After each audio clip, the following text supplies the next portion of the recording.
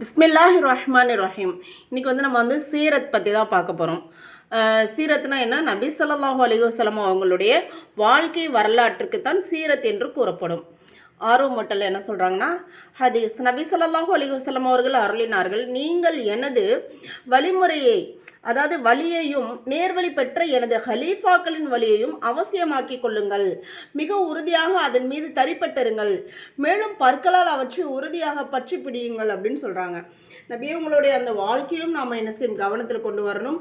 நபியவங்களுக்கு பின்னாடி வாழ்ந்த ஹலீஃபாக்கள் அவங்களுடைய வாழ்க்கை, சஹாபாக்களுடைய வாழ்க்கைகளெல்லாம் நாம் பற்றி பிடிச்சு கொள்ளணும் அப்படின்னு சொல்லப்படுது.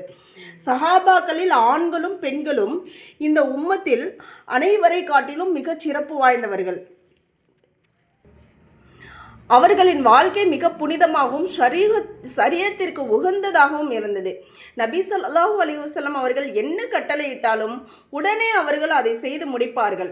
இஸ்லாத்திற்கு புறம்பான எந்த ஒரு காரியத்தையும் அவர்கள் சகித்து கொள்ள மாட்டார்கள்.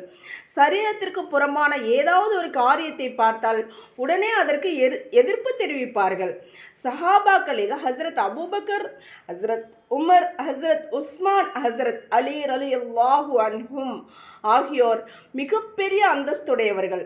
இந்த நால்வருமே அன்னலாருக்கு பிறகு ஹலீஃபாவாக ஆக்கப்பட்டார்கள். அவர்கள் தமது பொறுப்புகளை மிக நேர்த்தியாக நிறைவேற்றினார்கள். அரசாட்சியை மிக அழகாக நடத்தி சென்றார்கள்.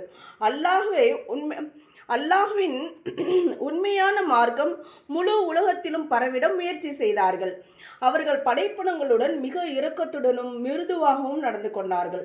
இஸ்லாத்தின் ஒவ்வொரு சட்டத்தையும் தாமும் அமல் செய்தார்கள், பிற மக்களையும் அமல் செய்ய வைத்தார்கள். எனவே நாம் அவர்களின் வாழ்க்கை வரலாறுகளை படித்து அறிந்து அவர்களின் வாழ்க்கையை பின்பற்றி நடப்போமாக, இன்ஷா அல்லாஹ். அதுக்கப்புறமா நம்ம அந்த ஹலீஃபாக்களுடைய அந்த வரலாறுகள்லாம் பின்னாடி நம்ம அடுத்த வரக்கூடிய நாட்களில் பார்ப்போம். அஸ்ஸலாமு அலைக்கும்.